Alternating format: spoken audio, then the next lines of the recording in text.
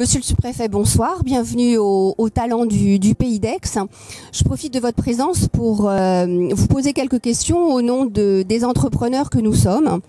Donc, vous avez été nommé préfet d'arrondissement il y a 14 mois maintenant, dans une situation qui était contextuellement très compliquée.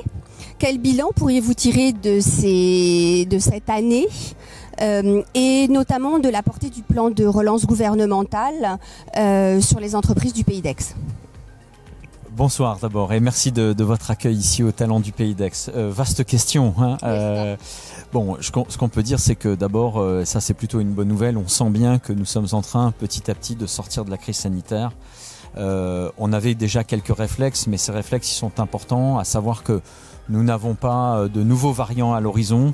Ça, c'est déjà un premier signal. Et deuxièmement, l'ensemble des pays européens se trouvent dans une situation similaire, ce qui laisse quand même présager que nous nous éloignons de ce que nous avons connu depuis 2 ans, et ce n'est pas rien.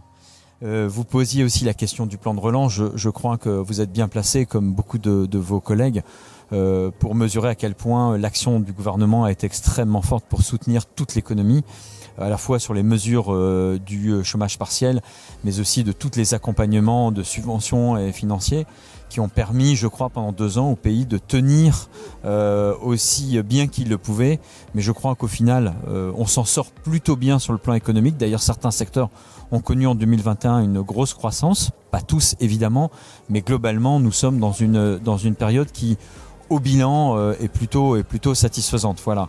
Alors évidemment, dans ce contexte-là, d'être le sous-préfet de ce magnifique arrondissement d'Aix-en-Provence, qui réunit le Pays d'Aix qui vous concerne, mais aussi le Pays salonnais, évidemment est un grand bonheur puisque c'est un arrondissement qui catalyse quasiment tous les grands sujets ou tous les grands défis du pays. Et donc c'est évidemment un grand plaisir d'y représenter l'État.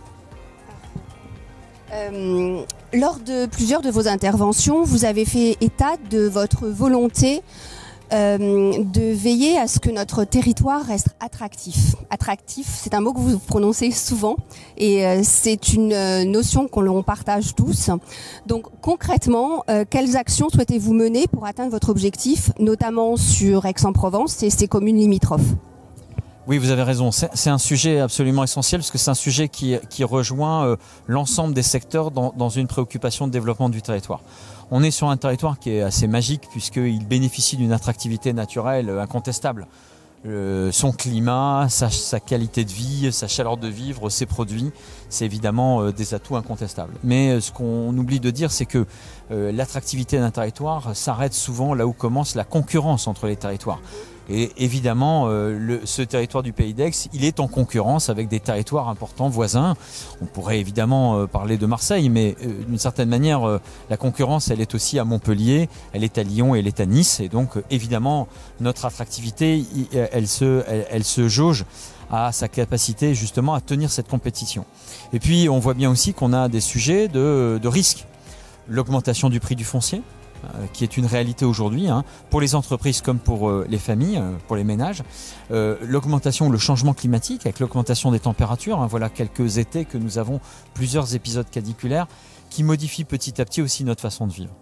Donc nous devons être vigilants sur cette attractivité et la meilleure façon d'en être vigilant, c'est de la prendre à bras le corps. Et donc effectivement, soucieux du développement du territoire, moi j'ai souhaité que ce qui fait les valeurs ajoutées, les pépites du territoire soient mieux identifiées et mieux valorisées. Comment ? D'abord en faisant en sorte que les acteurs qui ont des choses à faire ensemble fassent réseau. Les grands acteurs culturels du territoire, il y en a beaucoup. Les grands acteurs sportifs. Les sociétés, les entreprises qui ont bénéficié du plan de relance. Donc tous ces acteurs-là ont vocation d'abord à faire réseau pour se connaître, éventuellement travailler ensemble et donc construire et in fine construire des projets collectifs. En faisant ça, on renforce la solidarité et on renforce l'efficacité.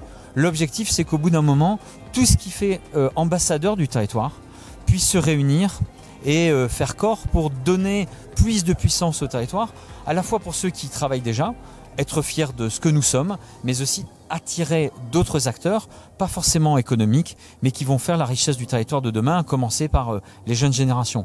C'est ça que j'essaye de construire et je serais ravi un jour de vous proposer de participer à cette réunion des ambassadeurs du territoire qui nous permettra d'avoir une action très positive sur notre attractivité. Justement, ça faisait partie de la proposition de ma question suivante. C'est que vous avez mis en place des réunions régulières avec les élus afin d'évoquer des sujets d'actualité et les actions de l'État. Dans le même esprit, est-ce qu'on ne pourrait pas envisager de créer en sous-préfecture une commission entrepreneuriale qui regrouperait à la fois les principaux représentants des acteurs économiques, EXOI, tels que nous, le GEPA, l'UPE 13, l'UMI, le Club des hôteliers, la CPME, les femmes chefs d'entreprise et bien d'autres. Et puis également le tribunal de commerce, nos députés, nos élus en charge de questions économiques, mais au sens même plus large, en charge de la valorisation de notre territoire. Parce qu'on a constaté, nous, entrepreneurs, qu'on est tous très isolés les uns par rapport aux autres. Comme vous l'avez fait remarquer tout à l'heure, on a peu de communication, on a peu d'informations sur ce qui se fait. Si vous ne faites pas partie d'un réseau ou si vous ne vous appliquez pas un petit peu, vous n'allez pas chercher l'information, aujourd'hui, il est très difficile de fédérer cette information. Et est-ce que ce serait pas le rôle d'une commission en sous-préfecture, justement, de fédérer les acteurs? Alors je trouve que c'est une très belle proposition et c'est en vous écoutant que je découvre que effectivement peut-être qu'il faudrait élargir les cercles parce qu'en fait cette commission elle existe. Depuis un an en fait j'ai eu le souci de mettre en place deux logiques qui ont évidemment vocation à se faire écho. La première, c'est d'abord m'occuper des entreprises en difficulté. Évidemment, en cette période, c'est important de s'occuper de l'économie qui va mal. Nous avons, vous l'avez évoqué, mis beaucoup de dispositifs en place, mais le risque d'avoir des trous dans notre raquette, si je puis dire, est assez grand. Et donc, j'ai eu le souci, vous l'avez cité, avec les tribunaux de commerce, avec la Banque de France, avec les services de l'État, de réunir les acteurs et aussi les chambres consulaires qui permettaient d'avoir des lieux d'observation et déjà d'offres de services pour des entreprises qui pouvaient être en difficulté. Je pense que c'est un point qui était important et qu'il fallait commencer par ça, surtout lorsqu'on était au cœur de la crise sanitaire. Mais nous avons mis en place, et j'ai mis en place, l'autre pied, qui est la préoccupation de l'économie qui va bien.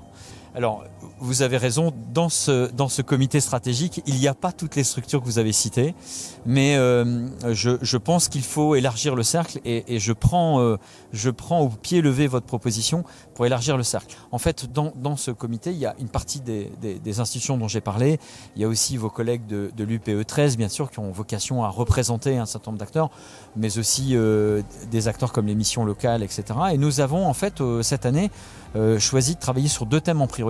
La jeunesse, parce qu'évidemment nous avons besoin de travailler l'accueil des jeunes, qu'ils soient cadres ou non sur ce territoire, et de les accompagner, et l'entrepreneuriat qui reste quand même une préoccupation d'acculturation qu'on fait assez peu dans notre pays. Je vous mets au défi de trouver des lieux où on forme, où on sensibilise à l'entrepreneuriat avant les études supérieures. Donc l'entrée à l'école, entrer dans les collèges, entrer dans les lycées est pour nous un objectif qu'on a mis sur place. Mais il est évident que il faut élargir ce cercle, donc je vais le faire de telle manière que cette stratégie, ce comité stratégique pour l'économie et l'emploi puisse bénéficier aussi de toutes les actions avec des acteurs avec lesquels je travaille déjà en réalité, mais j'en conviens qu'ils ne sont pas autour de cette table, il y en a d'autres, mais il est clair que ça ira tout à fait dans le sens, donc merci de me donner l'occasion d'aller un peu plus loin et c'est tout le plaisir d'être avec vous ce soir.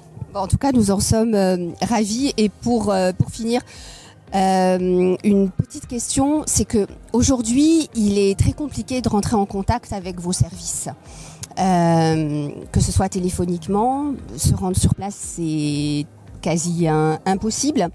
Et est-ce que vous pensez qu'il serait possible d'envisager un guichet unique pour les entreprises au sein de la sous-préfecture afin de les aider ou les accompagner à traiter les diverses demandes qu'elles pourraient avoir?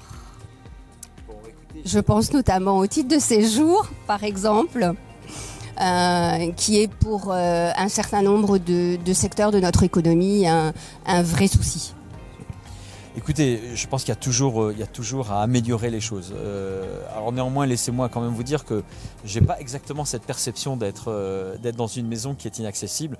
Bon, d'abord, c'est que moi, j'essaye d'être présent sur les territoires et avec vous ce soir, donc cette accessibilité, elle existe et je crois pas être lointain. Il y a au sein de la sous-préfecture un bureau des affaires économiques avec notamment une madame économique qui s'appelle Sonia Fiori et qui, je crois, est finalement assez accessible par email ou par téléphone, mais effectivement il faut que, là aussi vous avez raison, dès qu'un réseau a pris le pied dans la maison, les portes s'ouvrent naturellement et en tout cas moi je peux vous dire la volonté qui est la mienne d'être le représentant d'un État partenaire et donc d'avoir une sous-préfecture qui est ouverte par ses portes, ses fenêtres. Et je dois dire que pour les chefs d'entreprise qui travaillent déjà avec nous, il y en a beaucoup, il n'y a aucune difficulté pour qu'on soit très réactif et y compris pour régler des sujets relatifs à la situation de travailleurs étrangers qui ont besoin d'être accompagnés dans de bonnes conditions. Donc oui, il y a peut-être beaucoup de demandes, beaucoup de sollicitations, ça c'est très clair, mais on est là aussi pour ça. Donc je veillerai à faire en sorte que les choses soient rendues plus ouvertes, mais soyez aussi convaincus qu'on essaye vraiment de faire en sorte que ça soit déjà le cas aujourd'hui. Et en tout cas, par au moins le contact email, vous aurez des accès très naturels à la sous-préfecture et en tout cas, je ferai en sorte, chaque fois que je peux, d'en être le relais. En tout cas, un grand merci, monsieur le sous-préfet. On a hâte de travailler avec vous et puis également un grand merci d'être avec nous ce soir parce que c'était important pour nous qu'on puisse faire connaissance avec vous et ce dynamisme nous plaît beaucoup. Au plaisir. Merci pour votre invitation. Merci à vous et très bonne soirée à l'ensemble de vos membres.